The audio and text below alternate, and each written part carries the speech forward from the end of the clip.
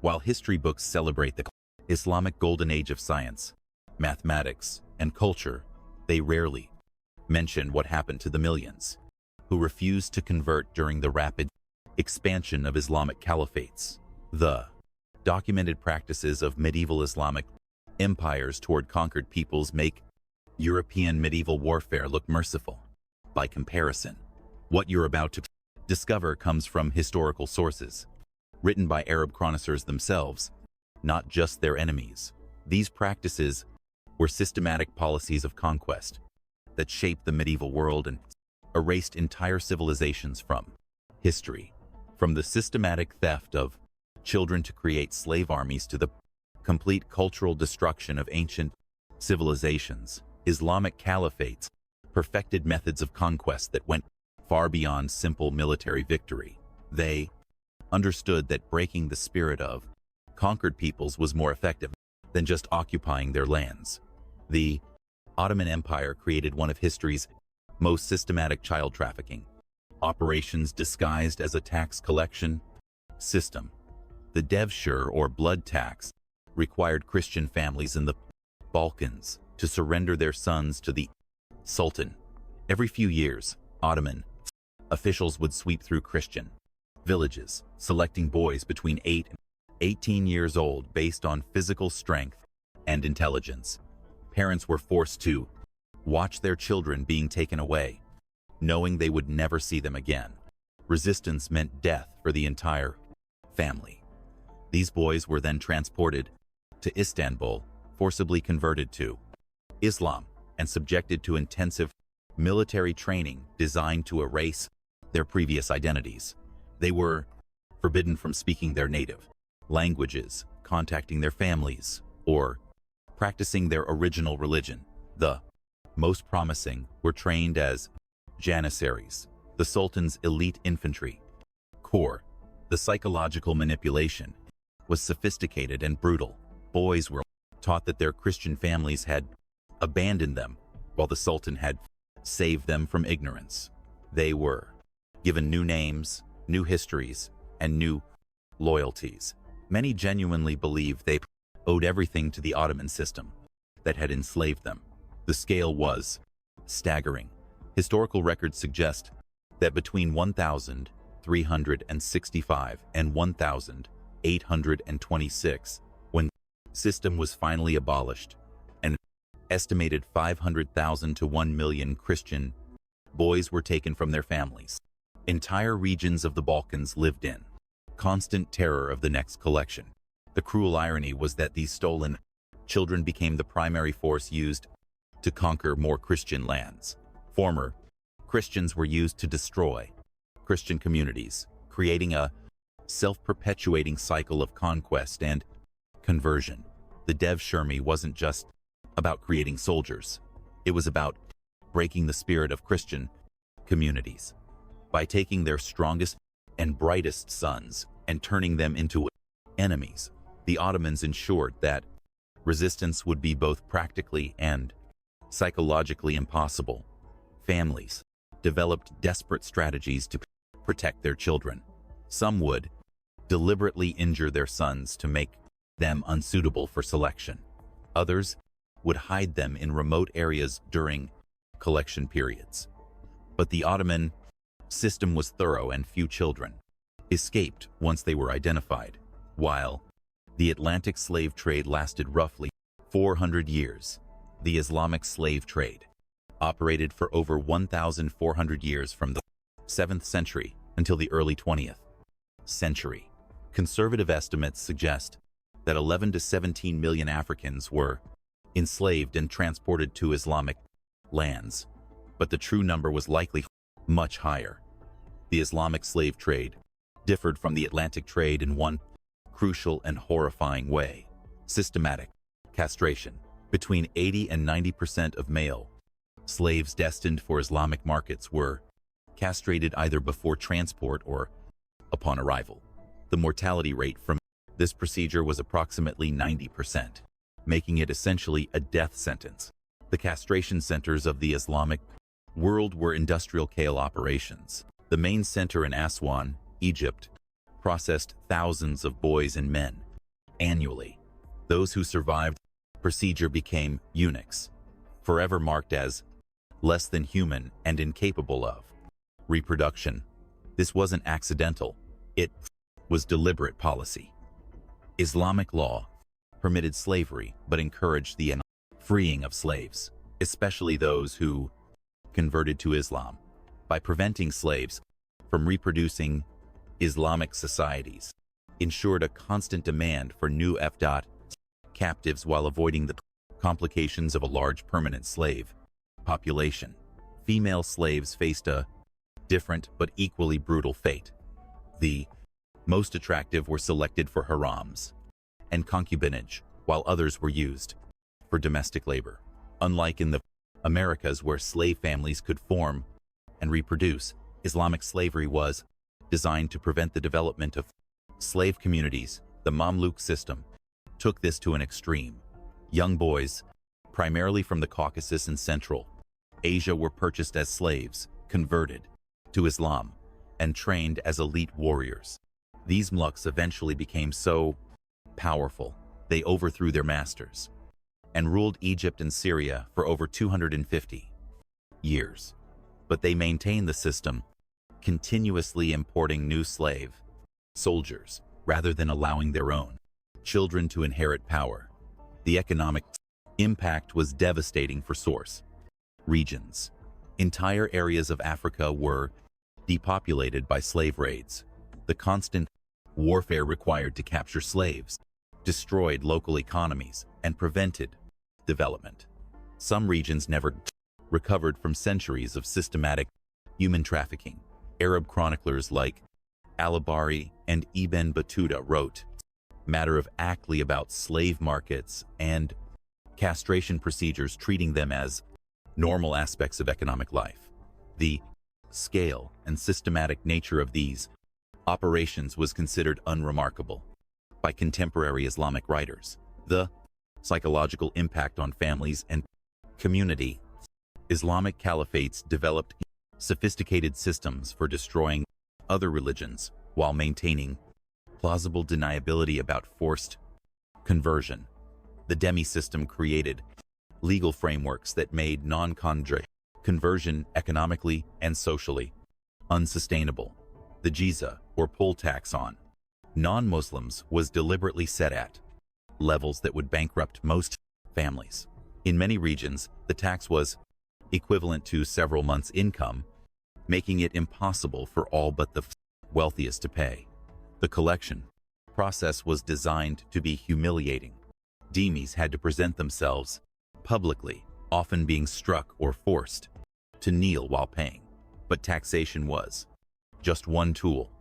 The systematic destruction of religious infrastructure was equally important. When Arabs conquered Egypt in 641 AD, they began a century-so-long campaign of destroying Coptic monasteries and churches. These weren't just religious buildings. They were centers of learning that contained the last remnants of ancient Egyptian knowledge and culture. The conquest of Persia saw similar destruction. Zoroastrian fire temples, some of which had burned continuously for over 1,000 years, were systematically extinguished. Zoroastrian texts were burned and priests were executed or forced to convert. Within a few centuries, a religion that had dominated the Persian Empire for over a millennium was reduced to a tiny minority. Mahmud of Ghazna's campaigns in India between 100 and 1027 AD represent perhaps the most systematic religious destruction in history. His chroniclers boasted that he destroyed over 50,000 Hindu temples and forced millions to convert at sword point. The famous Snat Temple, one of Hinduism's holiest sites, was demolished and its fragments used to build steps for a mosque. The destruction wasn't random vandalism. It was calculated psychological warfare. By destroying the physical symbols of other religions, Islamic conquerors demonstrated the powerlessness of other gods and the supremacy of Islam. Forced Conversions often took place in the ruins of destroyed temples, reinforcing the message of Islamic dominance. Legal restrictions made practicing other religions increasingly difficult. Christians and Jews were forbidden from building new churches or synagogues, ringing bells, or conducting public processions. They couldn't testify against Muslims in court, carry weapons, or ride horses. These restrictions created a system of legal apartheid that made non-Muslims second-class citizens in their own lands. The cumulative effect was devastating. Ancient Christian communities in North Africa, which had produced theologians like Augustine, disappeared entirely. The Zoroastrian population of Persia, once numbering in the millions, was reduced to fewer than 200,000 worldwide today. Entire religious traditions that had existed for millennia were erased from their homelands. Islamic Caliphate institutionalized sexual slavery on a scale that dwarfed other historical examples. The haram system wasn't just about the pleasure of rulers. It was a systematic method of breaking conquered peoples through the sexual exploitation of their women. The Abbasid Caliph Harun al-Rashid, celebrated in the Arabian Nights, maintained a harem of over 2,000 women. They were captured women from across the Islamic world, kept as sexual property, and discarded when they aged or fell from favor. When Baghdad fell to the Mongols in 1258, the last Abbasid Caliph's harem contained over 700 women.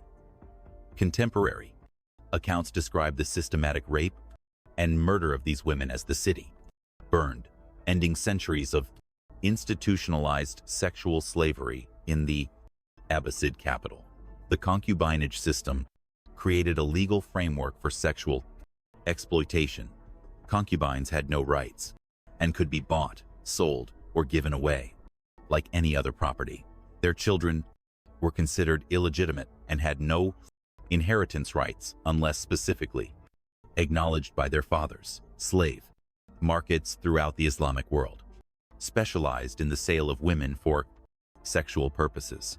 Ibn Battuta's travel accounts described markets in Cairo, Damascus, and Baghdad where women were displayed naked for inspection by potential buyers. The most attractive commanded prices equivalent to several years' wages for skilled workers. The psychological impact on families was devastating. Parents knew that attractive daughters faced a high risk of being captured and sold into sexual slavery. Some families deliberately scarred their daughters' faces to make them less desirable to slave raiders. Others kept daughters hidden indoors, creating a culture of female seclusion that persists in some regions today. The system created a constant demand for new captives. Unlike wives, who retained their status throughout their lives, concubines were frequently replaced as they aged. This meant that slave raids specifically targeted young women, devastating the demographic structure of conquered regions. The scale of sexual slavery was enormous. The Ottoman Empire alone is estimated to have enslaved over 1.5 million women for sexual purposes between the 14th and 19th centuries. These women came from the Balkans, the Caucasus, Africa, and Central Asia, representing dozens of different cultures and ethnicities. Islamic law provided religious justification for these practices. Quranic verses about those whom your right hand possesses were interpreted to permit unlimited sexual access to female slaves. Religious scholars developed elaborate legal frameworks that regulated the buying, selling, and use of sex slaves while maintaining that the system was divinely sanctioned. The impact on conquered communities was profound. The systematic removal of young women disrupted family formation and cultural transmission. Many communities never recovered from the demographic damage caused by centuries of sexual slavery. Islamic caliphates perfected economic warfare as a tool of conquest and control. The goal wasn't just to extract wealth from conquered peoples, but to systematically destroy their economic capacity and force dependence on Islamic rulers. The courage or land tax imposed on conquered territories was deliberately set at confiscatory levels. In many regions, the tax consumed 50 to 80% of agricultural output, leaving farmers barely enough to survive. When farmers couldn't pay, their land was confiscated and given to Muslim settlers or converted into religious endowment property. The Umayyad conquest of Persia provides a clear example of systematic economic destruction. The sophisticated Sasanian irrigation systems, which had supported Persian agriculture for centuries, were deliberately destroyed or allowed to decay. This wasn't accidental neglect. It was calculated policy designed to prevent economic recovery and force dependence on Arab rulers. Tribute demands often included quotas of people rather than just goods. The Nubians were required to provide 400 slaves annually to the Fatimid Caliphate. The Bulgars had to supply young men for military service. These human tributes devastated local populations while providing the Caliphates with a steady supply of forced labor. Trade restrictions created economic apartheid. Non-Muslims were often prohibited from engaging in certain types of commerce or forced to pay additional taxes on their business activities. This gradually transferred economic control to Muslim merchants and impoverished non-Muslim communities. The cumulative effect was the systematic impoverishment of conquered peoples. Regions that had been prosperous for centuries became economic backwaters.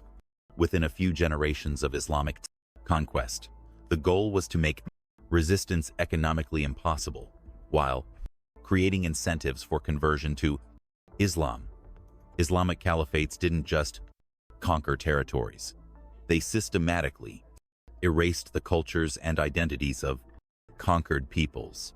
This cultural genocide was so thorough that entire civilizations simply vanished from historical memory. The destruction of libraries and centers of learning was systematic and deliberate. When Arabs conquered Alexandria, they destroyed what remained of the famous library that had been the intellectual center of the ancient world. Similar destruction occurred in Tesfan, the Sasanian capital, where Persian royal libraries containing centuries of accumulated knowledge were burned. Language suppression was a key tool of cultural destruction. Arabic was imposed as the language of administration, education, and religion throughout conquered territories. Local languages were gradually marginalized and eventually forgotten. Coptic, the last form of ancient Egyptian, survived only in religious contexts before disappearing entirely from daily use. The renaming of cities, regions, and geographical features was part of a systematic effort to erase pre-Islamic history. Ancient names with thousands of years of history were replaced with Arabic alternatives. This wasn't just administrative convenience. It was deliberate historical erasure. Religious festivals and cultural practices were systematically suppressed.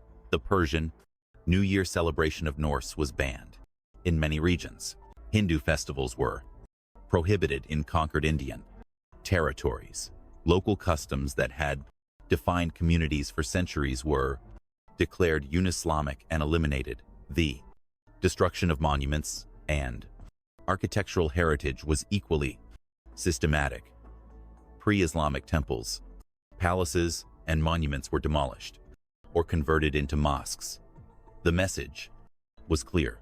The past was worthless and only Islamic culture had value. Educational systems were completely restructured. Traditional schools that had transmitted local knowledge and culture for generations were closed or converted into madrasas that taught only Islamic subjects. This broke the chain of cultural transmission and ensured that younger generations grew up ignorant of their heritage.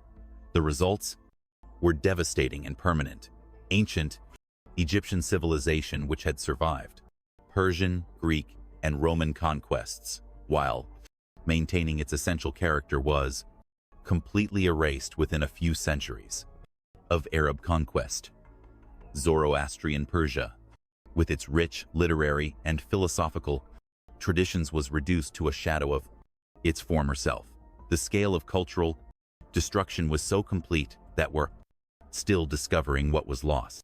Archaeological excavations regularly uncover evidence of sophisticated civilizations that were systematically destroyed and forgotten. Entire chapters of human history were erased by Islamic conquest. The Islamic Caliphate created one of history's most efficient systems of conquest and cultural destruction. Their methods were so effective that entire civilizations simply vanished from historical memory, leaving behind only archaeological fragments and scattered references in surviving texts. The scale of destruction was unprecedented. Millions of people were enslaved, killed, or forced to abandon their cultures and identities. Ancient civilizations that had survived multiple conquests and invasions were completely erased within a few centuries of Islamic expansion. The systematic nature of these practices reveals that they weren't random acts of violence or cultural misunderstanding. They were calculated policies designed to break the spirit of conquered peoples and ensure that resistance would be impossible. The combination of military conquest, economic warfare, cultural destruction, and systematic enslavement created a system of domination. Understanding these historical practices helps us recognize patterns of cultural destruction that continue today. The methods may change, but the goal remains the same: the complete erasure of alternative ways of life and the imposition of a single dominant culture.